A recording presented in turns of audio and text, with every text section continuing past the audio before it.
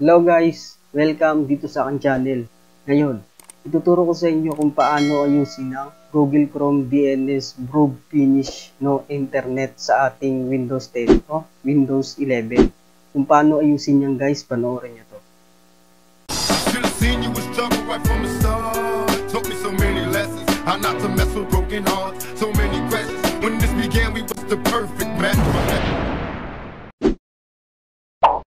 So, ang unang method na gagawin natin dito guys, punta tayo dito sa search bar, type device manager.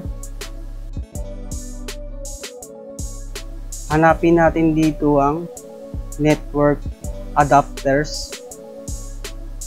Tapos, network connection, right click. Tapos, update driver, browser, tapos, next, at exit. So ngayon guys, dito naman tayo sa method number 2. Search bar ulit, type control panel, tapos network and internet,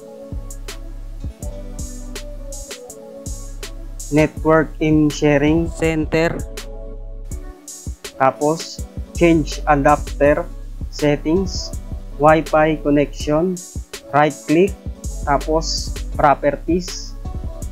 Hanapin natin ang internet protocol version, tapos properties. Click use the following DNS server address. Tapos maglagay tayo dito sa prepared DNS server ng 8.8.8.8.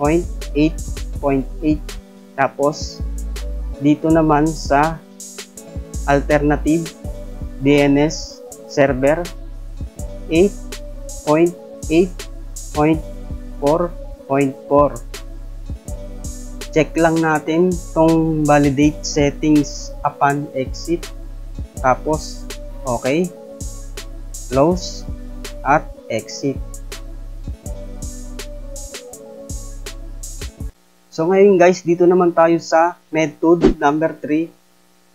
Punta ulit tayo dito sa search bar, type cmd, tapos run as administrator.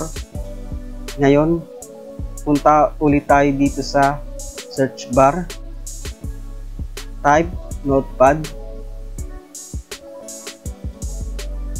So ngayon guys, ang gagawin natin dito, i-copy natin yung code na inilagay ko sa description ng video na to. I-copy nyo na lang. Pag na-copy nyo na, i-paste natin dito sa notepad. Pag na-paste na, i-copy natin ito isa-isa at i-paste natin dito sa CMD. Tapos, enter. Copy ulit. Tapos, paste at enter.